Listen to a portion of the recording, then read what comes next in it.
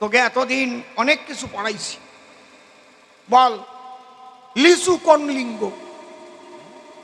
লিচু কোন লিঙ্গ? কয় স্যার আমি কব।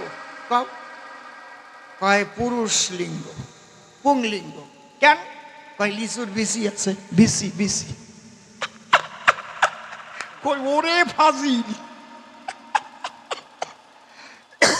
আবার মাস্টার কইছে এই বল আইন কোন লিঙ্গ? আর একজন উঠে কয় স্যার আমি পারি। যেমন মাস্টার তেমন ছাত্র। কি পারিস? আইন কোন লিঙ্গ?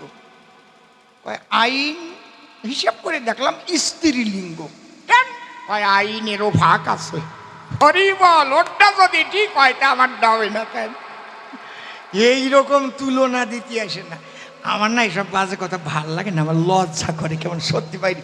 আমি এই ধরনের মানুষ না, না বললি তো আবার হয় না। দাঁড়ায় সভাতলি দুই একটা যদি হাসির কথা না বলি আপনারাই মনে মনে ভাববেন তাই অসীমবাবুর আগে রস ছিল, তা বুঝি রাজনীতিতে যাইয়ে শুকোয়ে গেল, আগের মতো নাই। অন্তরে করুন ধারণা বান্দর বুড়ো হয়ে গেলেও গাছে ওটা স্বভাব যায় না, অত সোজা না।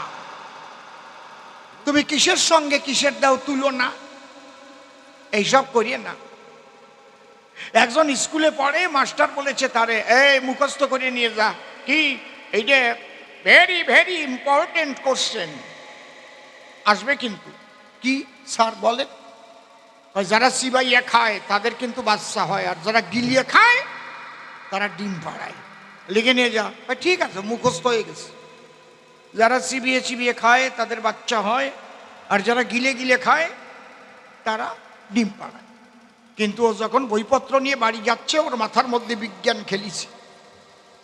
ওর বাড়ি 80 বছরের বুড়ি ঠাকুরমা আছে, ঠাকুরমার একটাও দাঁত নাই। ও মনে মনে চিন্তা করে ঠাকুরমা তো গিলে গিলেই পেট ভরে, তাহলে ঠাকুরমা ডিম পাড়ায়। আজকে আমি বাড়ি যাব, ঠাকুরমার ডিমের মামলেট খাবো। ঠাকুরমারা সাবধান। ও তখন তাড়াতাড়ি চলে গেছে বাড়ি, গিয়ে বলে ও বুড়ি কি ডিমের মামলেট বানাও। কয় তোর বাবা এই বাড়ি ডিম খাতি মানা করিছে না? ওইসব বললে না। তোমার দাঁত আছে? সব আরো 10 বছর আগে পড়িয়ে গেছে।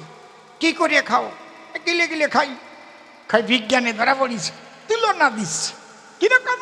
মাস্টার বলিছে যারা গিলিয়ে খায় তারা ডিম পাড়ায়। বুড়ি তুমি গিলিয়ে খাও, ডিমিয়ে দাও, এই ডিম কোন আটে বিক্রি করো তাই আমারে কও।